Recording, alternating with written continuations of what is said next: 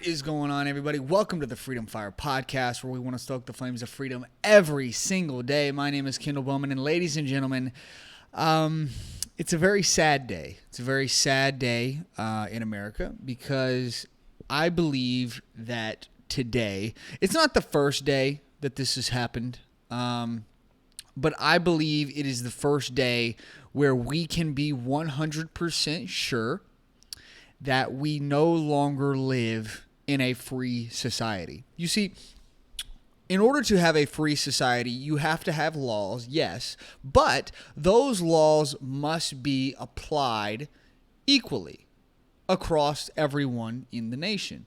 Now, of course, we know that for certain people, certain rich people, certain politicians, that these people tend to not get the heavy-handedness that sometimes they should when they break the law. Women often tend not to get the heavy-handedness that they should, even when they commit some of the same crimes that men do. They tend to get lighter sentences. So we kind of understand that for some people, they have not been getting the full rule of law. However, we've kind of accepted that. Some people have accepted it more than others. I know that I would like for the rich people and for the politicians to stop getting away with breaking the law. I feel like that would go a long way towards putting our country right again, putting it on the right path, if you will. But today, I think that we can be 100% sure that we no longer live in a free society. And that if you are someone who shills for the establishment, or you follow what the establishment wants, you can get away with just about anything. From the Post-Millennial, breaking. Portland jury finds Antifa militants not liable in Andy No attack. Defense attorney declares, "I am Antifa." Now, some people might say, oh, they just didn't have a case. Well, one, that's wrong, because what happened to Mr. Andy No was captured on video. So we know that they had a very strong case. But I believe, and they will talk about it here in this article, I personally believe that the jurors chose not to state that these people were guilty because of another reason. But let's read. The jury has reached a verdict in the trial of investigative journalist Andy No versus Rose City Antifa and its alleged affiliated members, in which they found both defendants, John Colin Hacker and Elizabeth Renee Richter, not liable in the civil case brought against them. No filed a complaint in Portland, Oregon in 2020, claiming assault and other injuries over alleged acts of violence carried out by members of Antifa, which began in 2019. Defendants John Colin Hacker and Elizabeth Renee Richter have been accused by senior editor of Post-Millennial Andy No of assault, battery, and intentional infliction of emotional distress, which was argued before a civil jury for more than a week at the Multnomah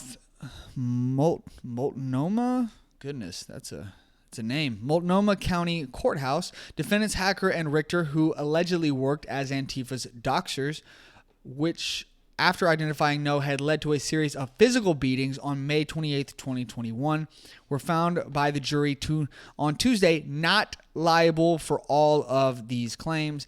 Evidence provided during the trial, along with testimony given by both defendants, asserts No's claims in the complaint. Now, you have to understand, this is taking place, this trial is taking place in Oregon, okay? For those of you who do not understand what that means, the entire state of Oregon, well, it's specifically taking place in Portland, Oregon. That means this entire trial is being run by people who affiliate with Antifa. That's the reality of this situation. Now, I want to show you guys. I do apologize. I just want to check to make sure that is good to go there so we can actually watch this video and see the sound. Now, I do want to just go ahead and give you guys a disclaimer. There is quite a lot of language in this video, but I think that it is important for you guys to be able to see exactly what happened. And Mr. Andy No has received worse beatings than this from members of Antifa, but this is just one of the many that Mr. No has received. Let's watch. Get the fuck out of here, Andy! Get the fuck out of here! Get the fuck out of here! Get out of here, Andy! Stuff. I mean, we have no idea what that could be. They're beating him, punching him in the face. There's some people trying to protect him, kicking him, throwing stuff at him. Fuck you! Look at that, throwing stuff at him, throwing stuff in his face. My goodness. Fucking own, bitch!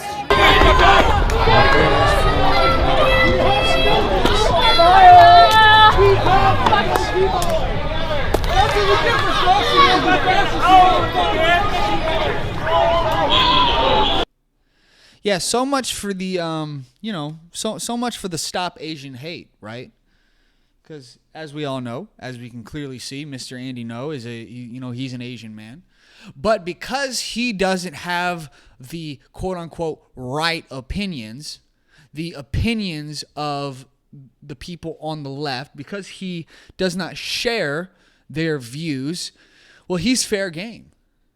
And that's the reality that, I really want to touch on this. That's the reality of people in these minority groups, okay? They don't actually care about you. The left doesn't care about black people. The left doesn't care about Asian people. The left doesn't care about Hispanic people. They do not care about you. And this right here proves that. Because, you think about things like Stop Asian Hate, right? Oh, stop the attacks of Asian Americans. That was a big thing last year, the year before. But the reality of the situation is that they only like you so far as you share their opinions, so long as you stay on that plantation. Yeah, you stay on that plantation, you pick our crops, you follow our opinions, you do what we say, and we won't beat you in the street. Stay on the plantation, slave. That's what they think of you. That is what the left thinks of every minority group in this country. This right here shows that clearly. Do what you're told, follow the right opinions, our opinions, and we won't beat you in the street. Do what you're told, slave. Do it. How does that make you feel, black Americans? To know that you're just one wrong opinion. You're just one wrong opinion from being beaten in the street. What does that tell you, Asian Americans, Hispanic Americans? What does that tell you? It tells you you should probably stop listening to these psychopaths. Because the reality of the situation is these people make up a very small portion of this country. But because they move in packs like wolves, when in reality these people are a bunch of pixies, you get these people alone and they are soft pixies. That's what they are. That's the reason why they run in packs. It's the whole reason. They're hyenas, man. You get them on their own and they're weak. But this is the whole reason they run in packs. Look, my minority communities, come on, guys. When are y'all going to get tired of walking on eggshells around these people? Around these psychopaths who will pretend like they like you, okay, until you have one wrong opinion. You're one wrong opinion away, and they will destroy you. And don't even think about apologizing, because if you apologize, then that just backs up. That just gives them even more reason to come at you, to attack you, to destroy your life, to cancel you. And now, now they know they can get away with it. Now, they've been getting away with it for a while, but this is one of the first times that the justice system in a court of law, I get it's civil court, but this is one of the first times in civil court where we've really seen just how jacked up our justice system truly is. Let's continue to read. During closing statements, defense lawyer Michelle Burrows, this is the lawyer that is defending the Antifa members, okay? Defense lawyer Michelle Burrows told the jurors that not only does she identify as both a progressive and an, quote, anti-fascist, she strongly declared, "I am Antifa," end quote, and insisted upon making herself an "I am Antifa" t-shirt, which she said she would wear after the trial. Despite Antifa's significant recorded history of violence, she told the jury that Antifa's unfavorable reputation is untrue and depicted the organized militant group as activists fighting for social justice and civil rights. In defense of Antifa, Burrows said, "Resistance in this country has never been peaceful." Resistance in this country has never been peaceful. See, that right there is the issue.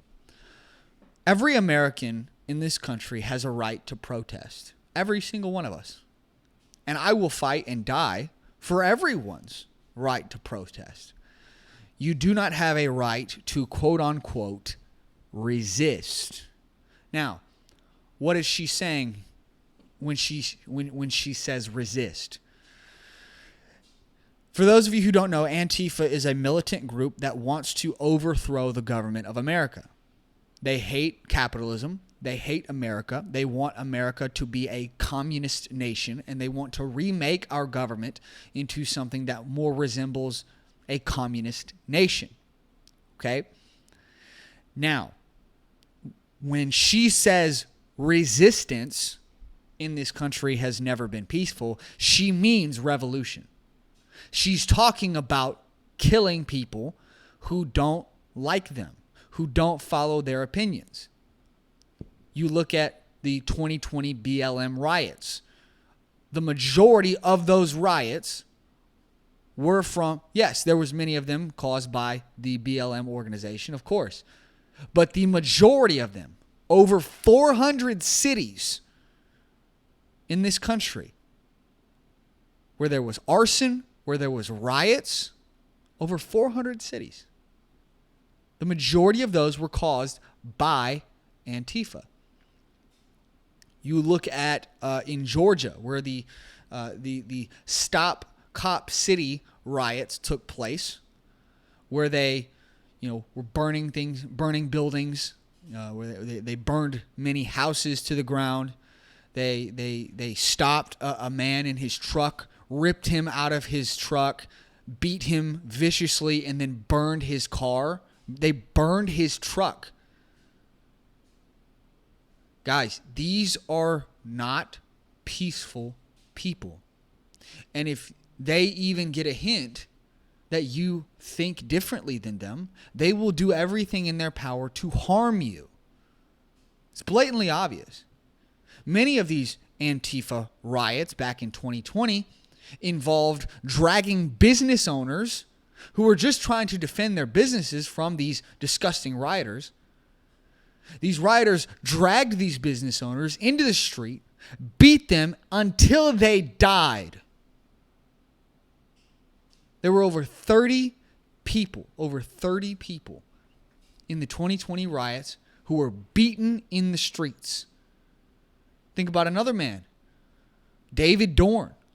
David Dorn was shot just trying to protect one of his friend's businesses.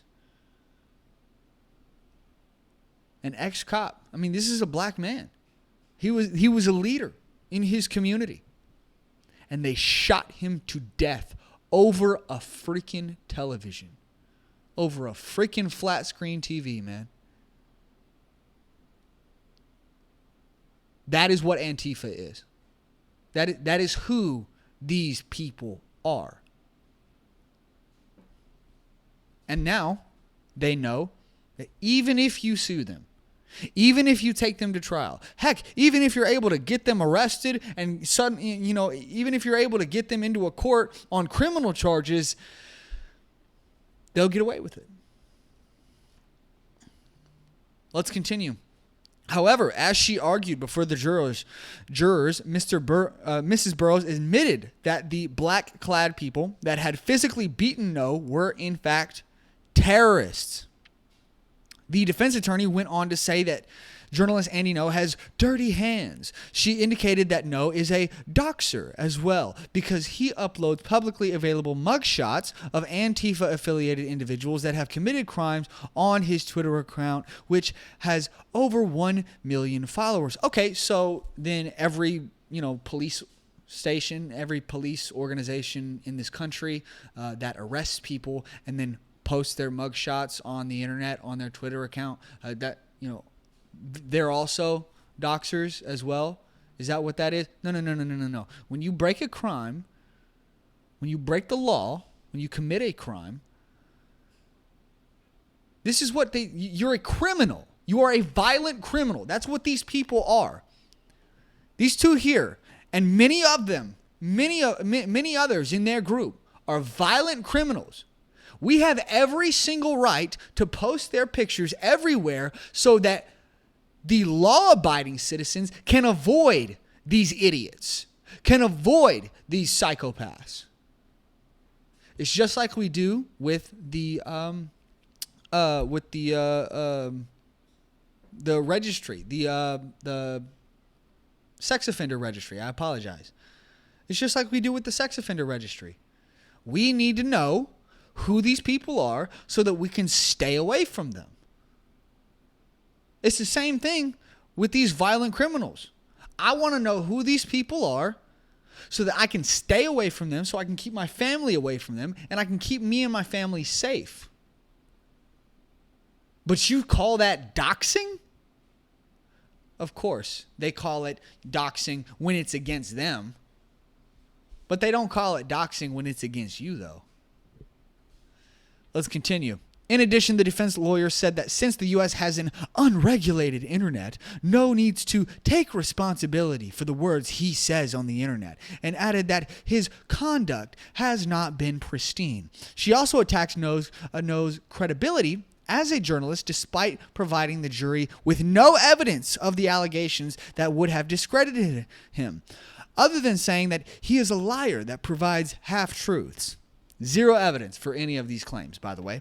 Furthermore, Burroughs claimed that No's reporting has created a rage machine that has generated so much revenue for Mr. No. In 2020, Andy No filed a lawsuit in Portland, Oregon, claiming assault and other injuries by alleged members of Antifa. Before closing statements, Judge Sinoplazai, informed the court that the trial's jurors have raised concerns about being doxxed. So you see, right here, this is what I was talking about at the very beginning of this video. I believe, personally, and many others believe, that these jurors chose not to say that these people were guilty, they chose not to give a guilty charge because of, obviously, Antifa's violent reputation and their ability to dox others, and claimed that people have been trying to find out their identities. We're talking about the identities of the jury. So you have Antifa members trying to find out the identities of the jury so that they can be doxxed and so that they can later be intimidated and possibly attacked. The judge then enacted even stricter safety measures than what had already been ordered for the trial. After announcing her retirement and that this would be her last trial, Burroughs told the juror that she will, and I quote, "will remember each one of their faces, end quote. Burroughs did not take the time to provide evidence as to why the two defendants should be free from charges, but rather used the time to defend anti-fascism and attack No's credibility as a journalist. So you see, this lawyer presented zero evidence as to why her defendants, the people that she's defending, why they should be innocent. She presented no evidence on the side of her own defendants. But she attacked Andy No's credibility. And she defended this anti-fascism ideology that they all share, this Antifa freaks share. She did nothing but defend that and attack Andy No. And the reason why she did not present evidence on the side of her defendants is because she knew she didn't have to. She didn't have to present any evidence for her defendants. She knew they were going to get away with it. Because that's what intimidation is. You say, yeah, and Antifa, it's not, resistance has never been peaceful in this country. Oh, it's never been peaceful. And that's why all the beatings are necessary. That's why the reputation, the violent reputation of Antifa is necessary. So you see what I'm saying? These jurors are hearing this entire trial, for this entire week, all these jurors are hearing is that Antifa is extremely violent, and they're very good at finding out the identities of people, and they're very good at doxing those people after they find out their identities. And then the cherry on top is the lawyer for these two defendants, who is a self-proclaimed anti-fascist and a member of Antifa, states to the jury, to their faces, that I will remember all of your faces. This is point blank intimidation of a jury. Ladies and gentlemen, congratulations. You no longer live in a free society. You no longer live in a society with rule of law. You live in a society that is run by terrorists. These people will intimidate judges. They will intimidate juries. They will intimidate anyone that they need to in order to get what they want. Not get what is right, not get justice, because justice would have seen these two people being found guilty of these crimes in civil court. Now, they wouldn't have gotten any jail time because this is civil court, not criminal court. But the reality remains. You don't live in a free society anymore, guys. And we've been saying that for a while, but we've never really had anything as blatant as this to point to show that we no longer live in a free society. This is blatant, in-your-face intimidation of a jury to obstruct justice in this country. I don't know where we go from here, man. Because you look at, the state governments. Many state governments are spineless. Of course, the federal government is spineless. None of the Republicans are going to help any of us. Obviously, the courts are getting to the point where we can't rely on them either. Guys, I'm not saying you should do this. Please don't do this, okay? Actually, I'll say this. I'm not going to say that. I'll say this instead. You must protect yourselves and your families. Okay? Now, what does that look like? That looks like this. It looks like making sure whenever you leave your home that, one, you're armed, okay, if possible in your state. If your state doesn't allow you, move, okay, because it's not acceptable in the country that we live in anymore to not be armed, okay? It's not acceptable anymore. I want to say it's over 95% of mass shootings take place in gun-free zones, okay? 95% of mass shootings happen in gun-free zones. And you notice these rioters here are going around, and these Antifa members, they're beating people in places like Portland, Oregon, where they know people are not allowed to be armed. These people are cowards. They're cowards. And if you are going to leave your home, you must be armed if you are allowed to. Like I said, if you're not, you need to move. Period. I don't care what your excuses are. I really don't. Because the reality of the situation now in this country is that these people can beat you in the street. They can drag you out of your car. They can drag your family out of your car. They can beat them in the street, probably until they're dead. And there will be no charges. We've seen this over and over again. Robberies, beatings, assaults, rapes, murders.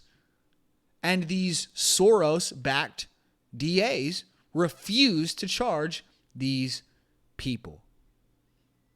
They refuse. And then, of course, we see today that you can't even get away with suing these people.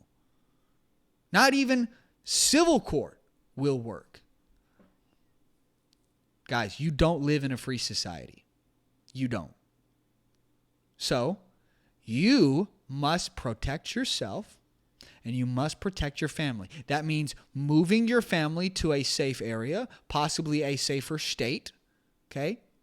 Then you need to be able to arm yourself whenever you leave your home. Then you need to be able to know where you're going, okay? If you're going to leave your home, for example, I live in North Texas, okay? I live around the DFW area, okay? I don't take my family to Oak Cliff. I don't. Now, you can sit there and say, why don't you take your family to Oak Cliff? Because Oak Cliff is one of the more dangerous areas of the city of Fort Worth. It is. It's just the reality. And I don't want my family to get hurt. I don't want my family to get caught in the crossfires of something that is taking place, a shooting, whatever it might be. I don't take my family to these places because I want to take care of my family. I want my family to be safe. You have got to be thinking the same way. If you know that Antifa is acting out in a certain place of your city, don't go there. Hey, maybe you should just stay home that day. Guys, it's getting to the point where arming ourselves, and I'm going to say it, when these people attack you violently, throwing things at you. I mean, my goodness, we saw an Antifa member beat an elderly man over the back of the head with a rock and almost killed him. I forget what city this took place in, but there's video of it. You can go on YouTube and watch it. In your face, just blatant. No regard for cameras or anything like that because they don't fear accountability. They don't fear getting in trouble for their crimes. They don't fear the consequences of their actions because there are no consequences. You can't sue them. You can't charge them criminally. Even if you are able to get them into a courtroom, a judge won't prosecute them. They won't indict them. They won't put them in prison because they are afraid of the mob. The Antifa mob. Ladies and gentlemen, This right here is exactly why they don't want you to have large capacity magazines. This right here is exactly why. Because the mob will come to your home and they don't want you to be able to defend yourself from that mob. And then when the mob beats you, beats your family, burns your house to the ground, there will be no repercussions. There will be no justice for you. You want to know why? Because you think the wrong opinions. At least in their mind, you think the wrong opinions. You think the wrong thoughts. How dare you think those thoughts? How dare you think differently than us? They want you to be a slave. They want you to be silent. They want you to shut your mouth. They want you to do what you're told. Or else. Well, I would say this. Try that in a small town.